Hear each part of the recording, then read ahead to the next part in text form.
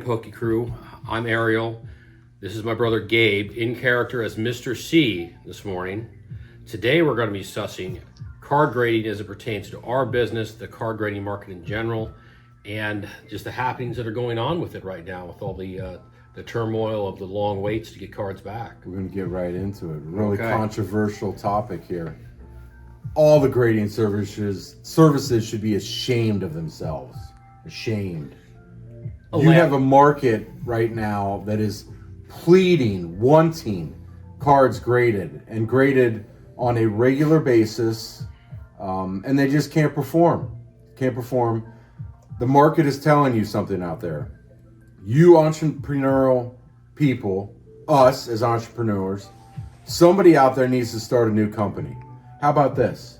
TGS, Ted's Grading Services. We could do it. Our younger brother, Michael, who's not in here in the video right now, obviously. It's just the two of us. It's going to be great, Ariel and I. He can tell a 10 right away. He can peck out a 10. He can do a PSA 10, CGC, give me some other ones. Okay. He could grade them just as well as anybody else. Now, You're not wrong as far as the human grading that we've seen from some other it's companies. not a difficult concept. It really isn't. Okay. So the problem is you got to have I don't know, let's call it the infrastructure, the business structure behind it. What do slabs cost these companies? 50 cents? Well, Then you cheap, print but off something. You have to have the machines. Yeah. So that you can seal the cards in the slab, hopefully without damaging the cards. You have to have some kind of label in there, yes. Whether it's a paper label or Wow, metal that's label or real something hard. else. That's called a laser color printer. That's not difficult. Okay. TGS, Gem Mint 10, certified. Okay, so let's get into this. Is there a Mr. C approved super stamp? I'll stamp them. I'll stamp them after I give it in final Mr. C inspection. How's that? Oh, this So is- let me ask you, Yeah. what gives a company like PSA an authority as the authority on grading? What gives them that? I'm asking. Well, it's just because they've been doing it for over 30 years and they've become the #1 card grading company by volume. It's not even close with the others. That they do so much volume, and it's not just usually we talk about Pokemon cards here. It's sports cards, other TCG cards, other items as well. Okay. We've been doing this here for how long? 50 years. So I get it. Experience gives you some authority. I understand that. But there's no anointed governing body that says that the existing companies are the end all be all when it comes to card grading. There isn't. You are correct. There's no federal oversight. Well, and there shouldn't be. And there shouldn't be. But what I'm saying is the market is yearning for somebody out there. Maybe it's you listening. Somebody out there, maybe us, another aspect of this business. Somebody needs to step up and fill the void of the grading stuff right now. It's ridiculous. Ridiculous. The wait times are ridiculous. There are smaller companies who are trying. We tried Tag, but they're very backed told me up. my collar wasn't right? I can't tell, how your character wears a collar. This morning I'm fired up about the I know you are. So okay. Sorry, go ahead. Go ahead. Now, I was going to say there are other companies that are starting to get in. The problem is you have people so set in their ways of they only want a PSA 10 that they and anything else for them is not worth it because they're collector investors and just the way the market is right now, PSA 10s demand a pretty high premium, higher than a CGC 10. CGC pristines sometimes can be close to a PSA 10, sometimes not. Beckett Black Label 10s, which are really, really hard to get, those demand the highest premium. That could take a card that, even in a PSA 10, it's a $2,000 card to a $50,000 card. But here's the real problem. PSA owns Beckett, and they also own a smaller company, SGC, that before they had bought, when we uncovered all those baseball cards we had upstairs. I do remember that. And we went and got them graded. Well, SGC was a much more reasonable price for us to get those graded, and I thought that the vintage cards that we had looked better in those slabs. Okay. So- So this is Ted, Mr. C's bottom line. Okay. The market is going to correct this. Yeah. Okay, the market is going to correct this. I hope that someone who is really innovative and has the spirit to get it done comes out with the grading services, a service that just blows them all away. And maybe it's Ted's, TGS, Ted's Grading Services. Maybe it's us. Maybe it's somebody else. Well, something in the market has to correct this. I'm going to tell you exactly why that's not going to happen. Because if Michael's upstairs doing that, you're going to have to start looking at Pokemon cards. I look at Pokemon cards. What I don't want to do is look at 500 Pokemon cards at one time.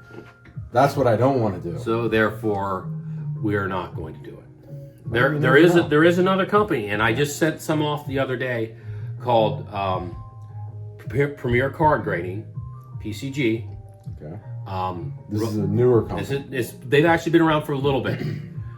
The guy who owns them here in the U.S., because they've got, around the world, they've got several offices, is a guy named Rudy who has a giant YouTube page, not like us, small, called Alpha Investments. He's probably the biggest single holder of sealed Magic the Gathering and Pokemon, because he was doing this for years and years when things weren't selling.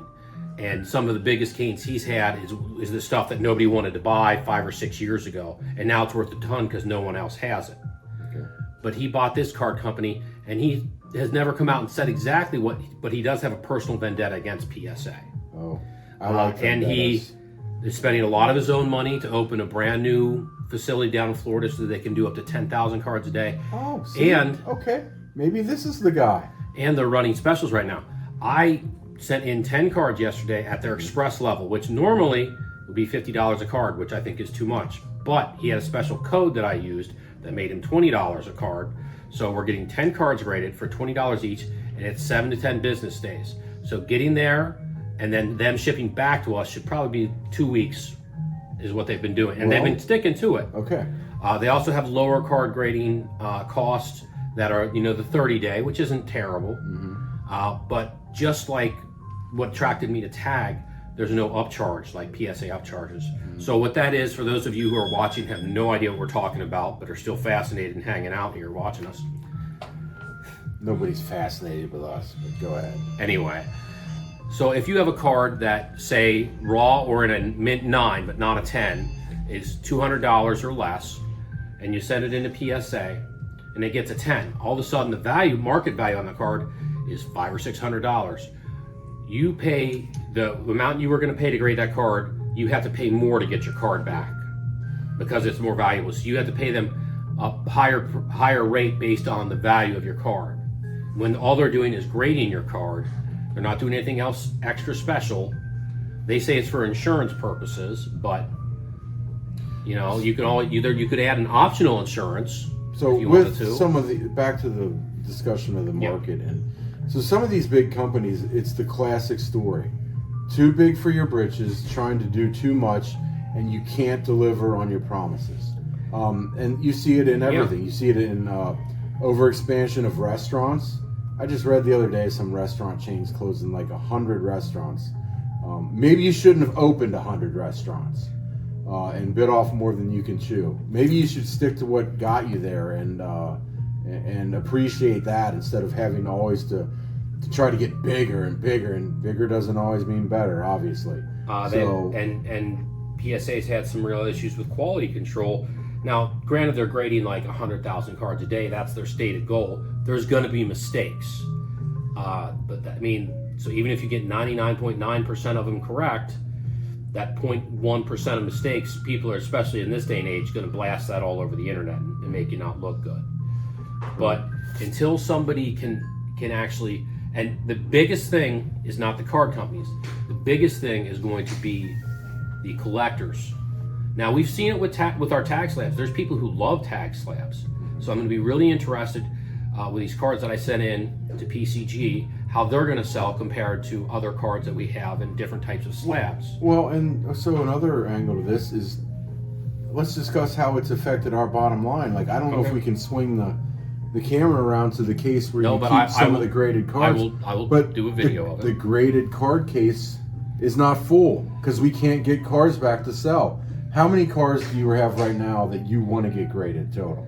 Oh, I probably have a stack of 50 or 60 cards. Okay, that- good ones probably. Good ones, too, that would yeah. sell for good money. Yeah, That hurts our sales you are correct. because people like the graded slab stuff. They love to see it.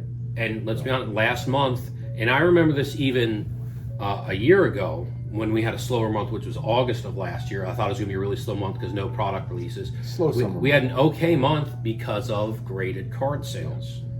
So for a shop like us that sells a lot of singles, a lot of graded cards, we obviously still do sealed and do well on sealed, but single cards, and you called it when we started this, single cards is where it's at. There's better margins in single cards. Absolutely. Can be, yeah. Thank you, and thank you for giving me credit. Thank you, I appreciate that. That was For your one thing. That was your one contribution to this entire Pokemon adventure, though. Just one, people, just one. Anyways, I'm somebody out there. I'm telling you, someone, Maybe us, TGS.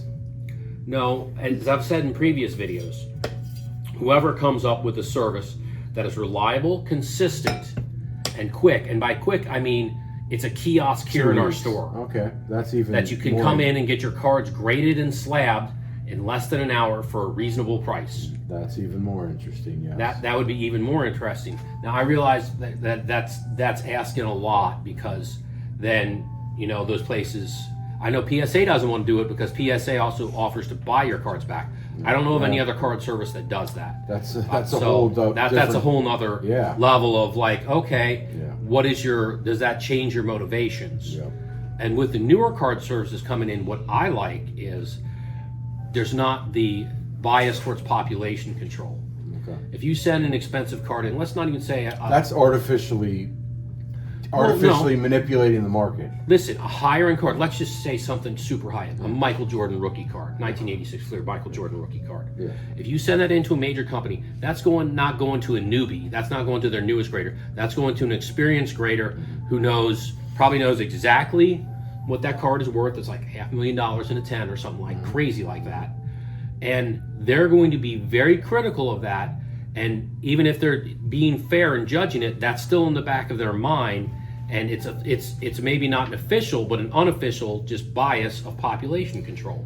That what you just mentioned there, related to the pawn business a little bit, reminds Okay. me of when diamonds were really valuable. Yep. And you would get the experience here of seeing hundreds and hundreds and hundreds of diamonds, and you could just look at it and tell right away this is junk or this is something that's exceptional. So yeah, it's experience. We talked about that a little bit earlier in the video. Experience, but it's you got to deliver. Like in any business, like here, if we didn't deliver for our customers on what we promised them or what we told them we would do, you're going to start having problems. And they would go somewhere else. They go somewhere else, and they tell somebody else. Yeah. So these grading companies need to figure it out real quick. If one company controls 80% of the market, Well, that's a problem. That's like the diamond industry. It used to Well, be De Beers. It used to be that way, But yeah. now that whole thing's Well, changed. let's tell them why. Because the prevalence of lab-grown diamonds Correct, now yeah. has driven down even the price of natural diamonds to the point where there was diamonds that used to be like maybe even wholesale. Let's say it was a wholesale diamond that used to be worth $5,000. Mm-hmm. Now it's maybe worth $1,500, if that, 1,000, if that, or $1,000. Yeah. Because you can get that same exact diamond lab-grown and perfect. We could get wholesale for $300 to $400. Right. Now, naturally, the jewelry stores that are selling these lab diamonds don't tell you that. Jewelry stores love it. Jewelry stores love it. Because they'll sell you the lab grown for $1,000 less than the natural diamond, but the margin they make on that lab grown diamond is massive compared to what they had to pay for the natural diamond to get it. It's great. We've really exposed a lot of industries here today. I feel good about this. Well, it's no, but listen, it's Well, listen. two We're industries, small card grading and business. diamonds.